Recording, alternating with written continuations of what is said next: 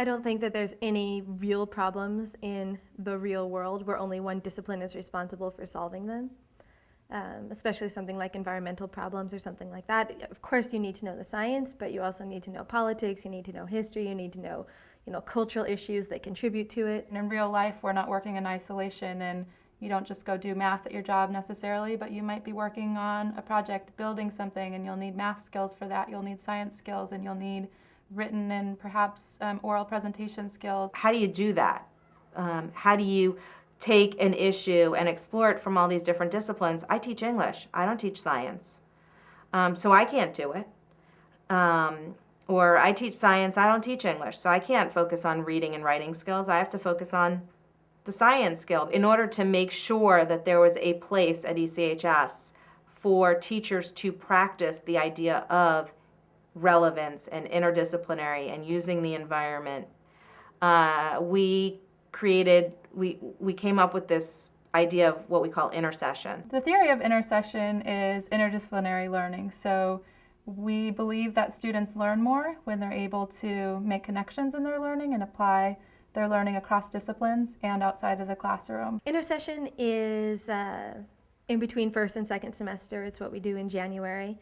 It started out as a 3-week program, but the teachers realized that really wasn't long enough because we had more to say about our subjects. So it takes place for about a month. In order to create our intercession program, the teachers start with their standards and skills that they want students to learn, and they try to find connections across the different disciplines, and they'll start planning several months ahead of time because it's really a long process, and it takes a lot of thinking and collaborating. Teachers spend all of their meeting time working as grade level teams, designing culminating tasks related to certain themes and essential questions. So they'll start with their standards and skills and values that they want the students to learn. They'll find connections across the disciplines, and then they'll backwards plan. So what is it that we all want students to know and be able to do, and what connections exist between our different disciplines? In 9th grade, students look at the health and well-being of their community.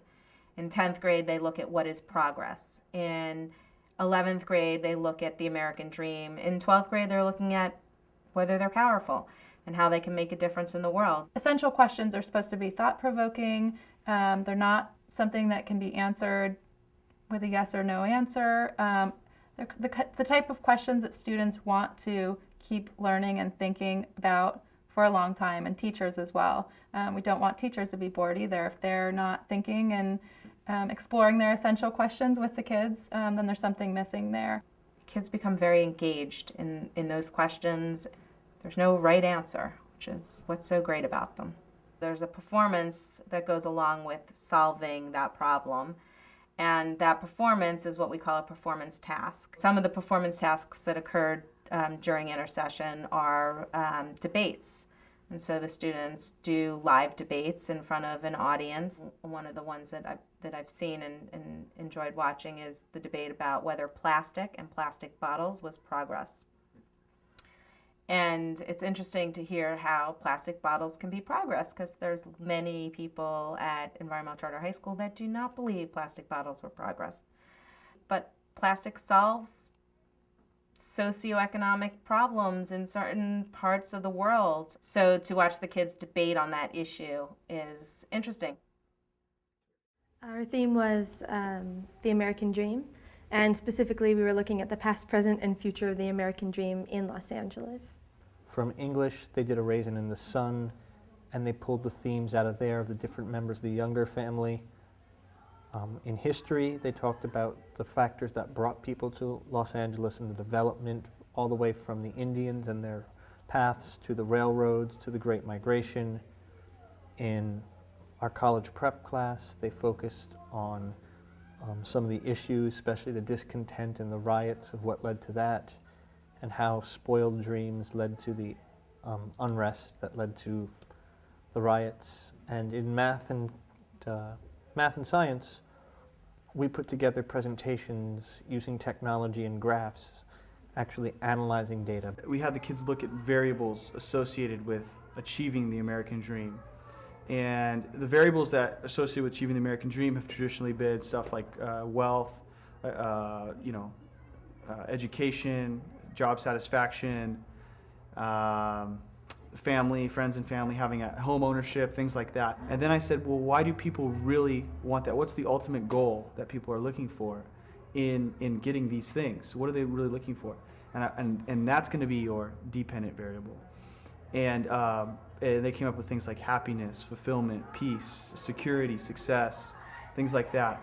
And the reason it's the dependent variable is because we wanted to see if those things, happiness, fulfillment, peace, depend upon income, education, careers. And we had them kind of classify those variables as independent variables. And we saw, is there a connection between these things? Does income really give us the American dream? Does having an education really give people the American dream? So each person has their perception of the American dream, and each one of them is unique. Even though they achieve it differently, and they want, like let's say a lot of people want to be wealthy, they're going to achieve it differently, so it's unique. That dream is unique. So yeah. For me, I'm most interested in the students becoming intellectually engaged, and that happened. I think it happened on every grade level from what I saw. We also believe that the American dream, the definition of it changes over time, generally from generation to generation. And today we believe that it means to have options, to be able to choose where we go to school, what our jobs will be, our career, and where we live, rather than being stuck with something. For instance, my mom, when she was younger, she grew up here, but she dropped out of school before she went to high school, and she started cleaning apartments with her mom. And to this day, she's still doing that. She doesn't have the choice to go and be a teacher, a psychologist, or something else if she wants to, because she never went to school, she never finished high school. So basically, we believe that having that option to do what you want with your life is the American dream. I was really proud of them because they managed to put it all together. They managed to get the American dream and incorporate it with their variable that they were studying. And I thought that was a really hard job. It's really tough to do as an 11th grader. It's really tough to do in high school. They went out into the community, they surveyed people, they got the data, and they put it in a graph, and they determined correlations. I do not remember doing that in high school. I was really proud of them at the end when I saw their final presentations. You start hearing voices, empowered voices, standing strong behind their, opinions.